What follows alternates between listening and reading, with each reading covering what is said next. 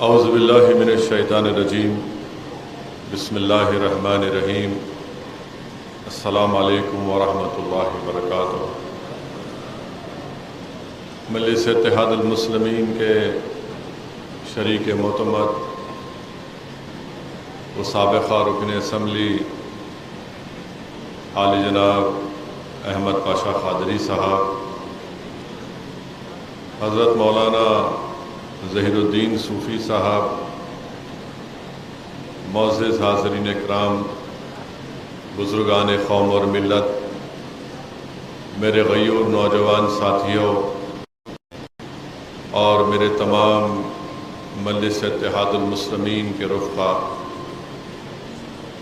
عزیزان ملت اسلامیہ،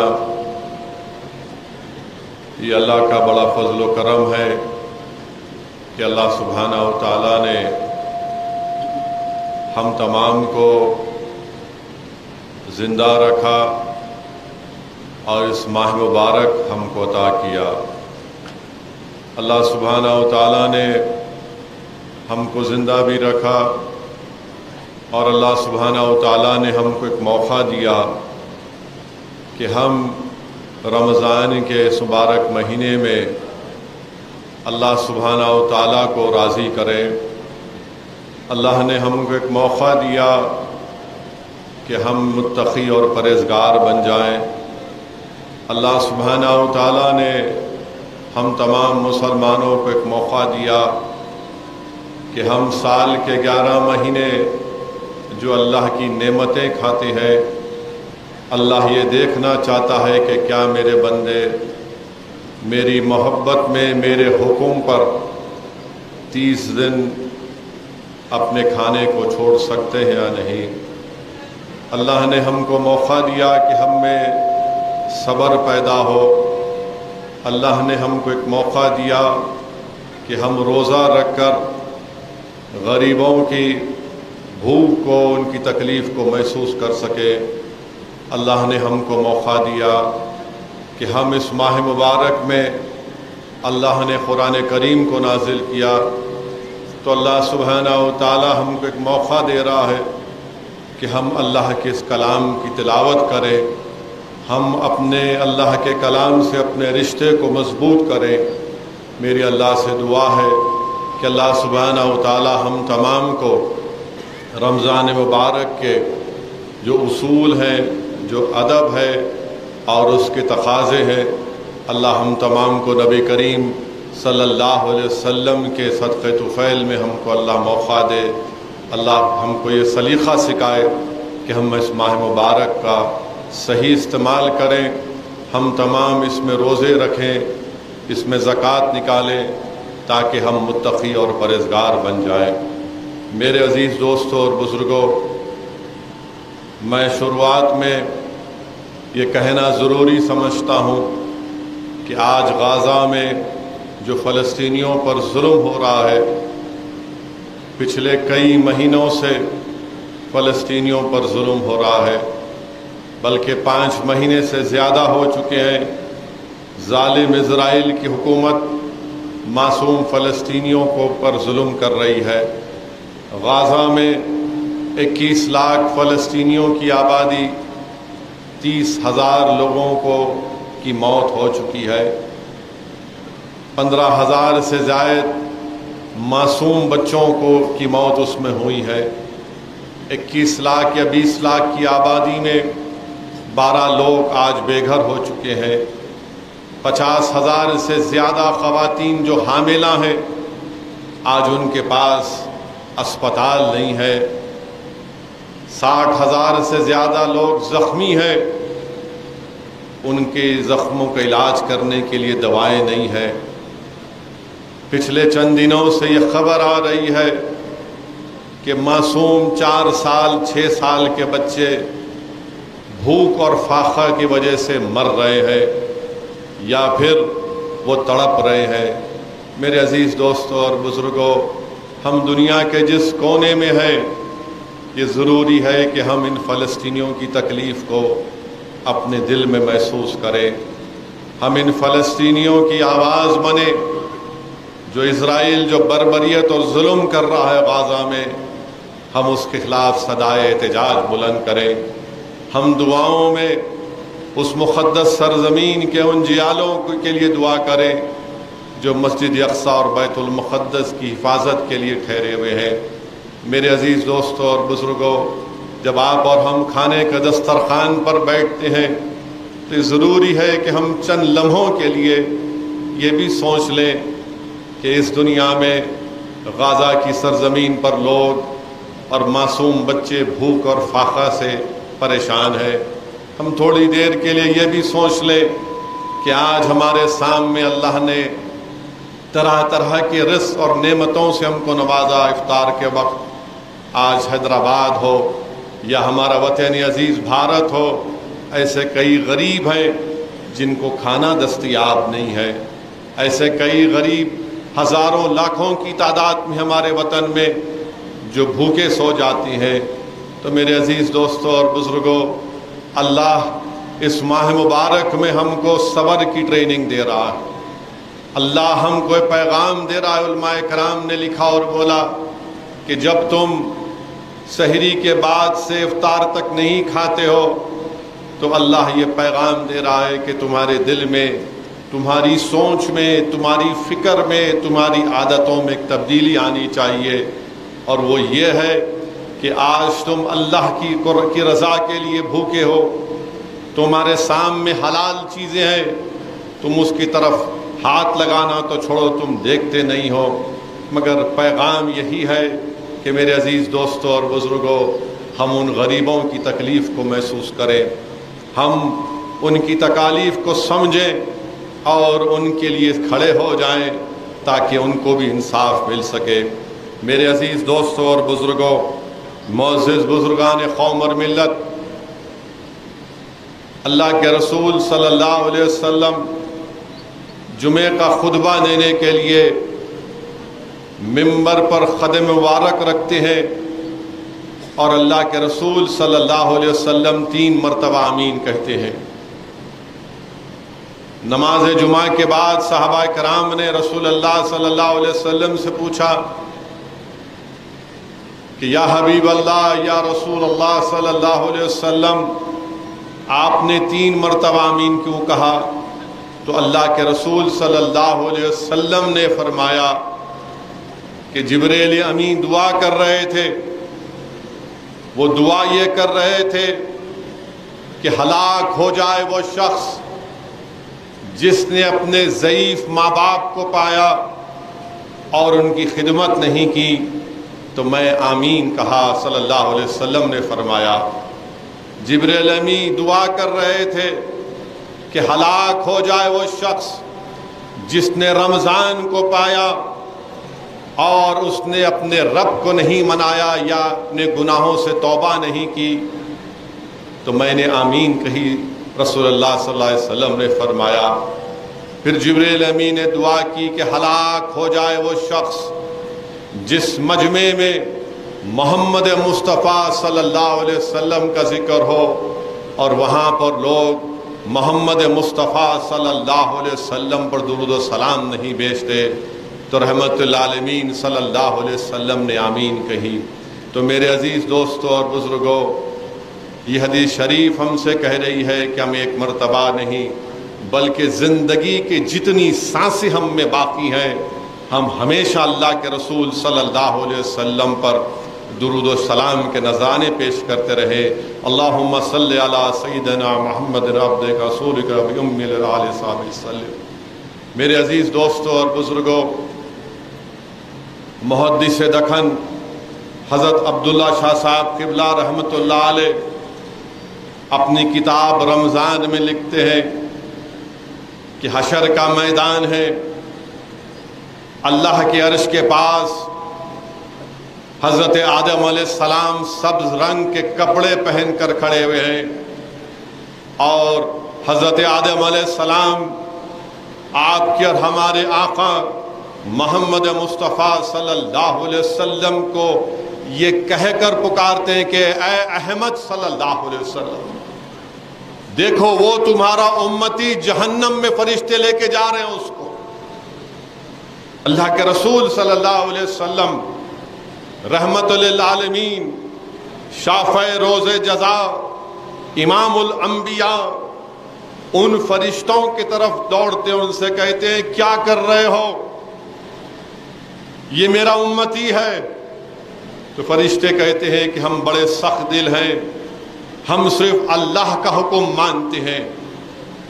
حدیث شریف کے الفاظ محدث دکن نے لکھے کہ اللہ کے رسول صلی اللہ علیہ وسلم اپنا دائنا ہاتھ مبارک اپنے پیشانی تک لے کر، پیشانی پر رکھ کر مڑ کر اللہ کی عرش کی طرف دیکھتے ہیں کہ یا اللہ تو نے مجھ سے وعدہ کیا تھا کہ میری امتی کو تو جہنم میں نہیں ڈالے گا، یا اللہ میری امتی کو جہنم میں مت ڈال۔ تو اللہ سبحانہ و تعالی ان فرشتوں کو حکم دے گا کہ لاؤ اس محمد صلی اللہ علیہ وسلم کی امتی کو دوبارہ اس کے اعمال تو، اور میزان کے پاس اس شخص کو فرشتے لے کر آتے ہیں اللہ کے حکم پر، اس کے اعمال تو لے جاتے ہیں، اور رسول اللہ صلی اللہ علیہ وسلم اپنے لباس مبارک سے کاغذ کو نکال کر اس میزان میں جہاں پر نیکیوں کا پلڑا اس میں اس کاغذ کو رکھتے ہیں تو اس کے نیکیوں کا پلڑا بڑھ جاتا ہے، گناہوں کا پلڑا نیچے ہو جاتا ہے۔ اللہ حکم فرماتا ہے دیکھو اس کی نیکیاں بڑھ چکی ہیں، فرشتوں سے کہتا ہے کہ اس کو لے کر جاؤ، اس کو جنت میں لے کر جاؤ۔ وہ جو شخص ہے وہ چیخ مارتا ہے کہ آپ کون ہیں، آپ کا اتنا نورانی چہرہ، آپ ایسے بے بسی، جب فرشتے مجھے جہنم کی طرف لے کر جا رہے آپ نے مجھے بچا لیا، آپ کون ہیں بتائیے۔ تو رسول اللہ صلی اللہ علیہ وسلم فرماتے ہیں کہ میں وہ ہوں جس کو دنیا میں تم رہ کر تو نے مجھ پر درود و سلام کے نذرانے پیش کرتا تھا۔ تو میرے عزیز دوستوں اور بزرگوں، جتنی زندگی ہماری باقی ہے اللہ کے حکم سے، اس کی ایک ایک سانس پر شکر ادا کرو۔ اللہ نے جو زندگی ہم کو دی ہے اس کے ایک ایک سانس کا شکر ادا کرو، اور متقی اور پرہیزگار بننے کی کوشش کرنا ہے، اور رسول اللہ صلی اللہ علیہ وسلم پر درود السلام کے نذرانے پیش کرتے رہنا۔ میرے عزیز دوستوں اور بزرگوں، جو حدیث شریف میں نے آپ کے سامنے پڑھی، اللہ کے رسول صلی اللہ علیہ وسلم جبریل امی کی دعا پر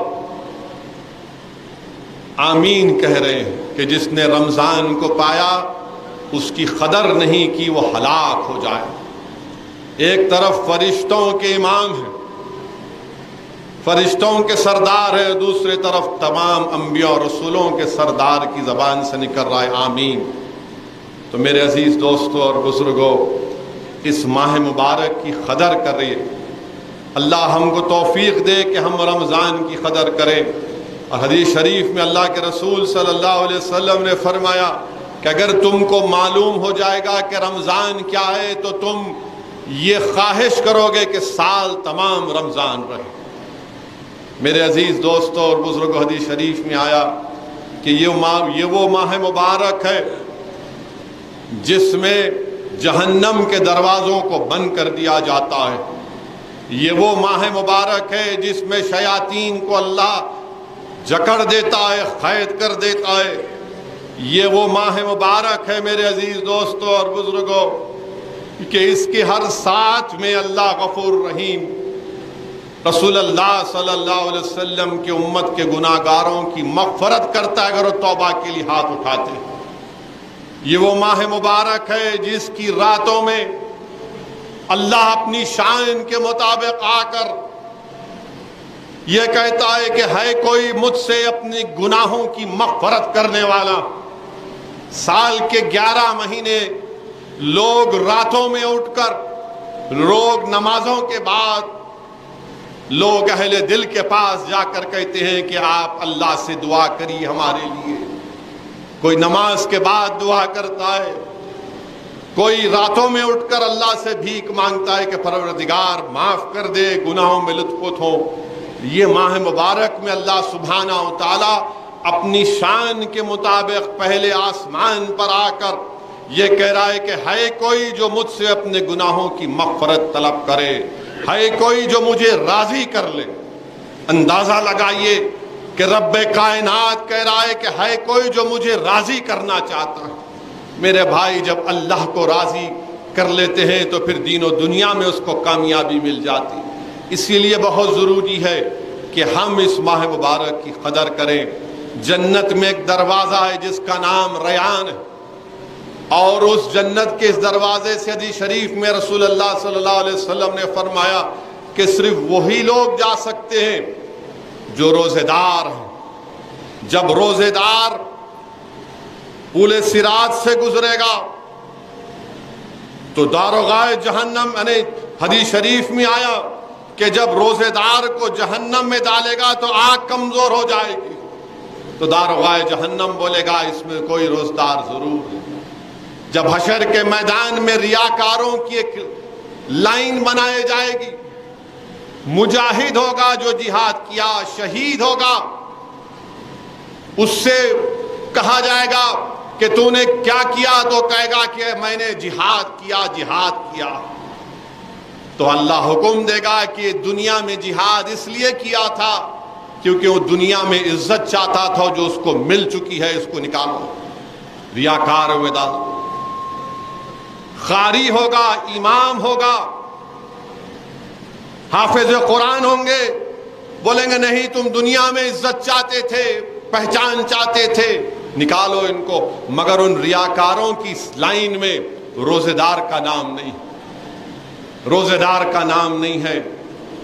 اسی لیے حدیث قدسی ہے کہ اللہ فرماتا ہے کہ روزہ میرے لیے ہے، میں اس کی جزا خود دینے والا ہوں۔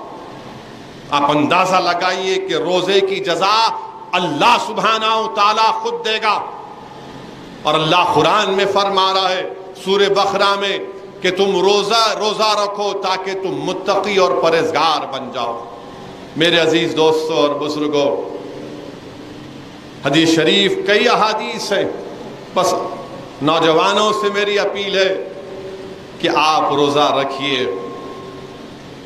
کئی ایسے لوگ ہیں جو رمضان کی قدر نہیں کرتے، جن کی صحت اچھی ہے، جو سفر میں نہیں ہے، جن کے پاس استطاعت ہے، اس کے باوجود بھی روزہ نہیں رکھتے۔ یاد رکھو یہ بہت بڑا گناہ ہے۔ روزہ رکھو میرے بھائی، اور اس کے پورے آداب کو ملوث رکھو۔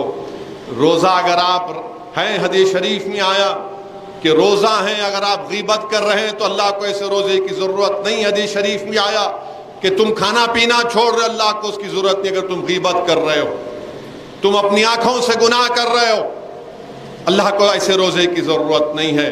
یہ ماہ صبر ہے، یہ ٹریننگ کا مہینہ ہے کہ تم 30 دن اپنی آنکھوں کو بچاؤ۔ نوجوانوں، اپنی سوچ کو پاک کرو، اپنے دل کو صاف رکھو، اور پھر دیکھو کہ تمہارا مقام کیا ہوتا ہے۔ یہ ماہ صبر ہے، یہ ماہ ٹریننگ کا مہینہ۔ میرے عزیز دوستوں اور بزرگوں، اللہ سبحانہ و تعالیٰ نے اس ماہ مبارک میں قرآن کریم کو نازل کیا، قرآن کریم کو نازل کیا۔ اللہ سبحانہ و تعالیٰ نے اس رمضان کے مبارک مہینے میں قرآن کریم کو نازل کیا، اور قرآن کریم کے بارے میں علماء کرام نے لکھا، بلکہ قرآن کریم میں اللہ فرماتا ہے، سورہ فاطر کی آیات مجھے یاد آ رہی ہے، 29ویں آیات، کہ جو لوگ قرآن کی تلاوت کرتے ہیں، جو لوگ نمازیں پڑھتے ہیں، اور جو مال اللہ نے دیا،